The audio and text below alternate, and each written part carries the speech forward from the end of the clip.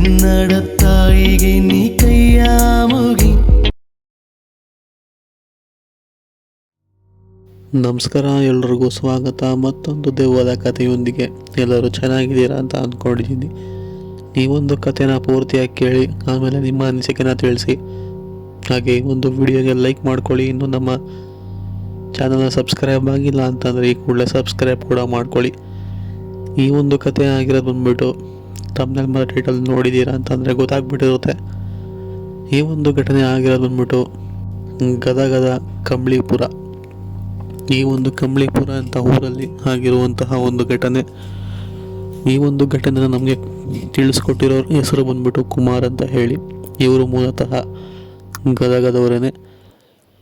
ಇವರ ಜೀವನದಲ್ಲಿ ನಡೆದಿರುವಂತಹ ಒಂದು ಘಟನೆನ ತಿಳಿಸ್ಕೊಟ್ಟಿರುವಂಥದ್ದು. ಅಂದರೆ ಇವರ ಜೀವನ ಅಲ್ಲ, ಇವರ ಹಿಂದೆ ತಾತನ ಜೀವನದಲ್ಲಿ ಆಗಿರುವಂತಹ ಒಂದು ಘಟನೆನ ನಮಗೆ ತಿಳಿಸ್ಕೊಟ್ಟಿರುವಂಥದ್ದು.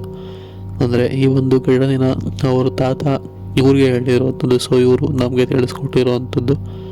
ಅವರು ನಮ್ಮ ಜೊತೆ ಯಾವ ಥರ ತಿಳಿಸ್ಕೊಟ್ಟಿದ್ದಾರೋ ನಾನು ಕೂಡ ನಿಮಗೆ ಅದೇ ರೀತಿ ತಿಳಿಸ್ತಾ ಹೋಗ್ತೀನಿ. ಎಲ್ಲೂ ಕೂಡ ಸ್ಕಿಪ್ ಮಾಡಬೇಡಿ, ಕಥೆನ ಪೂರ್ತಿಯಾಗಿ ಕೇಳಿ. ಕುಮಾರ್ ಮೂಲತಃ ಕಂಬಳಿಪುರದವರೇ. ಈ ಒಂದು ಗದಗ ಅಂತಲೇ ಹೇಳ್ಬೋದು.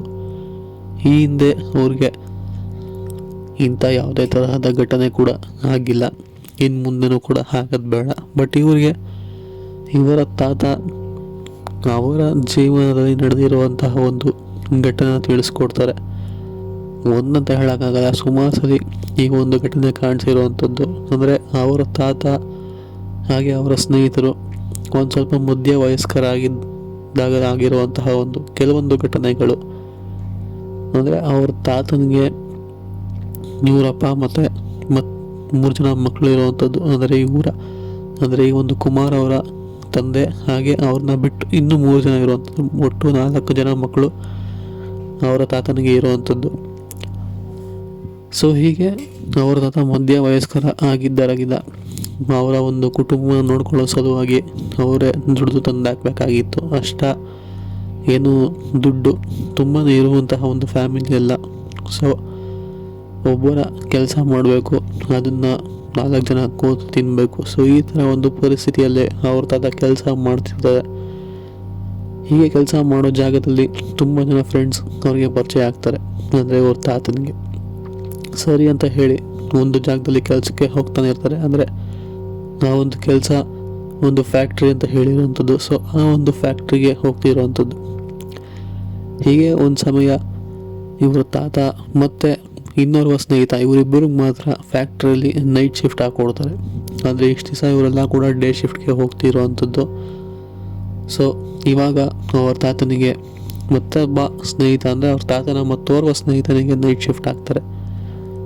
ಸರಿ ಅಂತ ಹೇಳಿ ನೈಟ್ ಶಿಫ್ಟ್ನ ಮಾಡೋದಕ್ಕೆ ಇವರು ಕೂಡ ಒಪ್ಕೊಳ್ಳೇಬೇಕು. ಯಾಕೆ ಅಂತಂದರೆ ಅವರ ಪರಿಸ್ಥಿತಿ ಆ ಥರ ಇತ್ತು. ಆದ ಕಾರಣ ಒಪ್ಕೊಂಡು ಕೆಲಸ ಮಾಡೋದಕ್ಕೆ ಹೋಗ್ತಾರೆ.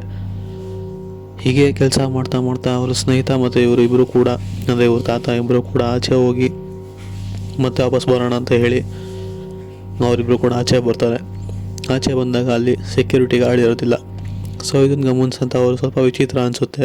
ಇರಲಿ ಬಿಡು, ಎಲ್ಲೋ ಇವನು ನಮ್ಮ ಥರನೇ ಓಡಾಡ್ಕೊಂಬರಕ್ಕೆ ಹೋಗಿರಬೇಕು ಅಂತ ಹೇಳಿ ಸುಮ್ಮನಾಗ್ತಾರೆ. ಅದಾದಮೇಲೆ ಒಳಗೆ ಬರ್ಬೇಕಾದ್ರೆ ಗೇಟು ಕ್ಲೋಸ್ ಆಗಿರುತ್ತೆ.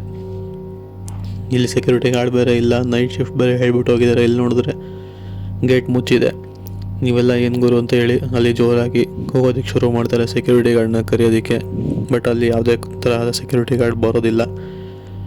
ಸರಿ, ನೀವು ಒಳಗೆ ಹೋಗೋದಕ್ಕಂತೂ ಆಗಲ್ಲ, ಡೋರ್ ಲಾಕ್ ಆಗಿದೆ. ಅಲ್ಲಿ ನೋಡಿದ್ರೆ ಕೆಲಸ ಅರ್ಧಂಬರ್ಧ ಬಿಟ್ಟಿದ್ದಾರೆ. ಈಗ ಬೆಳಗ್ಗೆ ಬಂದರೆ ಓನರ್ ಹತ್ರ ಬೈಸ್ಕೊಬೇಕು ಅಂತ ಹೇಳಿ ಇಬ್ಬರು ಕೂಡ ಅಲ್ಲಿಂದ ಹೊರಟು ಮನೆಗೆ ಬರ್ತಾರೆ.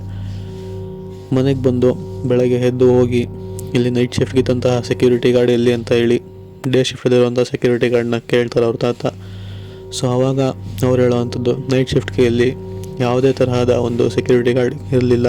ಹಾಗೆ ಡೋರ್ನ ನಾನೇ ಬಾಗಿಲಾಕೊಂಡು ಹೋಗಿದ್ದೆ ಸಾಯಂಕಾಲ 5 ಗಂಟೆಗೆ ಅಂತ ಹೇಳಿ ಈ ಒಂದು ಡೇ ಶಿಫ್ಟ್ ಸೆಕ್ಯೂರಿಟಿ ಗಾರ್ಡ್ ಹೇಳೋವಂಥದ್ದು. ಅದೇ ಹೇಗೆ ಸಾಧ್ಯ? ನಾವಿಬ್ಬರೇ ಬಂದಿದ್ವಲ್ಲ, ಆವಾಗೊಬ್ಬರು ಸೆಕ್ಯೂರಿಟಿ ಗಾರ್ಡ್ ಇದ್ರಲ್ಲ, ನಮಗೆ ನೈಟ್ ಶಿಫ್ಟ್ ಅಂತ ಹೇಳೋಗಿದ್ರಲ್ಲ ಓನರು. ಇದನ್ನ ನಂಬ್ಕೊಂಡು ನಾವು ಕೂಡ ನೈಟ್ ಶಿಫ್ಟ್ ಬಂದಿದ್ವಿ. ಸೊ ಆವಾಗ ಒಬ್ಬ ಸೆಕ್ಯೂರಿಟಿ ಗಾರ್ಡ್ ಕೂತಿದ್ದ, ಅವನೇ ನಮಗೆ ಗೇಟ್ ತೆಗೆದಿದ್ದು ಅಂತ ಹೇಳಿ ಅವರು ಮತ್ತು ಅವರ ಸ್ನೇಹಿತರು ಇಬ್ಬರು ಕೂಡ ಹೇಳ್ಕೊತಾರೆ. ಇದಾದಮೇಲೆ ಅಲ್ಲಿ ಡೇ ಶಿಫ್ಟಲ್ಲಿರುವಂಥ ಒಂದು ಸೆಕ್ಯೂರಿಟಿ ಗಾರ್ಡ್, ನಿಮಗೆಲ್ಲೋ ಭ್ರಮೆ ಇರಬೇಕು, ಸೊ ಇಲ್ಲಿ ನೈಟ್ ಶಿಫ್ಟ್ ಯಾರು ಕೂಡ ವರ್ಕ್ ಮಾಡೋದಿಲ್ಲ, ಸೆಕ್ಯೂರಿಟಿ ಗಾರ್ಡ್ ಆಗಿ ನಿಮ್ಗೆ ಯಾರು ಬಂದು ಬಾಗಿಲು ತೆಗಿತಾರೆ, ನಾನೇ 5 ಗಂಟೆಗೆ ಬಾಗಿಲು ಹಾಕ್ಕೊಂಡು ಹೋಗಿದ್ದೀನಿ ಅಂತ ಹೇಳ್ತಾನೆ. ಸೊ ಇದು ಸ್ವಲ್ಪ ಇವ್ರಿಗೆ ವಿಚಿತ್ರ ಅನಿಸುತ್ತೆ. ಏನೋ ಮೋಸ್ಟ್ಲಿ ಆಟ ಆಡ್ಸೋಕೆ ಹೇಳ್ತಿರ್ಬೋದೇನೋ, ಬಿಡು ಅಂತ ಹೇಳಿ ಸುಮ್ಮನೆ ಆಗ್ತಾರೆ.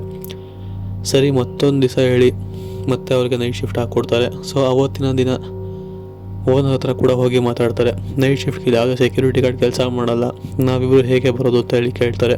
ಇಲ್ಲ, ಇವಾಗ ಸೆಕ್ಯೂರಿಟಿ ಗಾರ್ಡ್ ಕೆಲಸ ಮಾಡ್ತಾನೆ, ನೀವು ಬನ್ನಿ ಅಂತ ಹೇಳಿ ಓನರ್ ಅರ್ಧಂಬರ್ಧ ಹೇಳಿಬಿಟ್ಟು ಹೋಗ್ಬಿಡ್ತಾರೆ. ಸರಿ ಅಂತ ಬಂದು ಇವರು ಕೆಲಸ ಮಾಡ್ತಿರ್ತಾರೆ. ಬಂದಾಗ ಸೆಕ್ಯೂರಿಟಿ ಗಾರ್ಡ್ ಚೆನ್ನಾಗಿ ನಗ್ನಾಗ್ತಾನೆ ಆ ಒಂದು ಗೇಟ್ನ ತೆಗೆದು ಒಳಗಡೆ ಬಿಡ್ತಾರೆ. ಸೊ ಇವರು ಕೂಡ ಕೆಲಸ ಮುಂದುವರಿಸ್ತಿರ್ತಾರೆ. ಸರಿ, ಕೆಲಸ ಮಾಡ್ತಾ ಮಾಡ್ತಾ ಪುನಃ ಆಚೆ ಹೋಗೋಣ ಅಂತ ಹೇಳಿ ಇಬ್ಬರು ಕೂಡ ಆಚೆ ಬರ್ತಿರೋ ಸಮಯದಲ್ಲಿ ಕರೆಕ್ಟಾಗಿ ನೋಡ್ತಾರೆ, ಆ ಒಂದು ಸೆಕ್ಯೂರಿಟಿ ಗಾರ್ಡ್ ಏನಿರಲ್ಲ ಅವನು ಇದ್ದಕ್ಕಿದ್ದಂಗೆ ವಿಚಿತ್ರವಾಗಿ ವರ್ತನೆ ಮಾಡೋಕ್ಕೆ ಶುರು ಮಾಡ್ತಾನೆ. ಅಂದರೆ ಅವನು ಗಾಳಿಯಲ್ಲಿ ತೇಲಾಗಿರ್ಬೋದು, ಆ ಕಡೆ ಈ ಕಡೆ ಓಡಾಡೋದಾಗಿರ್ಬೋದು, ಕತ್ತೆಲ್ಲ ಒಂಥರ ತಿರುಗಿಸೋ ಥರ ಆಗಿರ್ಬೋದು, ಈ ಥರ ಎಲ್ಲ ಅವ್ರಿಗೆ ಕಾಣಿಸುತ್ತೆ. ಇದನ್ನು ನೋಡಿದಂಥ ಅವ್ರಿಗೆ ಸ್ವಲ್ಪ ವಿಚಿತ್ರ ಅನಿಸುತ್ತೆ. ಇದೇನು ಈ ಥರ ಎಲ್ಲ ಆಗ್ತಿದೆಯಲ್ಲ ಅಂತ ಹೇಳಿ ಆ ಒಂದು ಸೆಕ್ಯೂರಿಟಿ ಗಾರ್ಡ್ನ ಮಾತಾಡ್ಸೋಕ್ಕೆ ಅಂತ ಹೋಗ್ತಾರೆ. ಆದರೆ ಮಾತಾಡ್ಸೋಕ್ಕೆ ಅಂತ ಹೋದಂಥ ಸೆಕ್ಯೂರಿಟಿ ಗಾರ್ಡ್ ಏನೇನಲ್ಲ ಬಾಯಿನ ವಿಚಿತ್ರವಾಗಿ ತೆಗಿತಾನೆ. ಅವನು ತೆಗೆದಂತಹ ಬಾಯಿ ತುಂಬಾ ಅಗಲ ಇತ್ತು. ಆ ಥರ ಮನುಷ್ಯರು ಯಾರು ಕೂಡ ತೆಗಿಯೋಕ್ಕೆ ಆಗೋದೇ ಇಲ್ಲ. ಒಂಥರ ಭಯಂಕರ ಬಾಯಿ ತೆಗೆದಿದ್ದು ಮಾತ್ರ ಅಷ್ಟು ಭಯಾನಕರವಾಗಿತ್ತು ಅಂತ ಹೇಳಿರುವಂಥದ್ದು. ಇದಾದಮೇಲೆ ಅಲ್ಲಿಂದ ಎದ್ನೋ ಬಿದ್ನೋ ಅಂತ ಹೇಳಿ ಅವ್ರ ತಾತ ಮತ್ತು ಅವ್ರದ್ದೇ ಕೆಲಸ ಮಾಡಿದ ಸ್ನೇಹಿತ ಇಬ್ಬರು ಕೂಡ ಓಡಿ ಬರ್ತಾರೆ. ಅದಾದಮೇಲೆ ಆ ಒಂದು ವಿಷಯನ ಆ ಒಂದು ಫ್ಯಾಕ್ಟ್ರಿ ಓನರ್ಗೂ ಕೂಡ ತಿಳಿಸ್ತಾರೆ. ಆವಾಗ ಫ್ಯಾಕ್ಟ್ರಿ ಓನರ್ ಯಾಕೆ ಈ ಥರ ಹೇಳ್ತಾ ಇದ್ದಾರಲ್ಲ ಅಂತ ಹೇಳಿ ಅವರು ಕೂಡ ಅಲ್ಲಿ ಇದ್ದು ನೈಟ್ ಶಿಫ್ಟಲ್ಲಿ ಪುನಃ ಗಮನಿಸೋಕ್ಕೆ ಅಂತಲೇ ನೋಡ್ತಾರೆ. ಅಂದರೆ ಆವಾಗ ಗೊತ್ತಾಗುವಂಥ ಫ್ಯಾಕ್ಟ್ರಿ ಓನರ್ಗೆ ಅವರು ಯಾವ ಒಂದು ಕೆಲಸದವನ್ನ ಇಟ್ಟಿದ್ನಲ್ಲ, ಅಲ್ಲಿ ಬರ್ತಿದ್ದಂಥದ್ದು ಒಂದು ಕೆಲಸದವನಲ್ಲ, ಅದು ಯಾವುದೋ ಒಂದು ಆತ್ಮ ಅಂತ ಹೇಳಿ. ಇನ್ಫ್ಯಾಕ್ಟ್ ಆ ಒಂದು ವ್ಯಕ್ತಿ ಅಂದರೆ ಆ ಒಂದು ಓನರು ಕೂಡ ಆ ವ್ಯಕ್ತಿ ವಿಚಿತ್ರವಾಗಿ ಆಡಿರುವಂಥದ್ದು ಕಾಣಿಸಿರುವಂಥದ್ದು. ಇದಾಗಿತ್ತು ಕತೆ. ಸಿಗೋಣ ನೆಕ್ಸ್ಟ್ ವಿಡಿಯೋದಲ್ಲಿ. Take care. Good bye friends.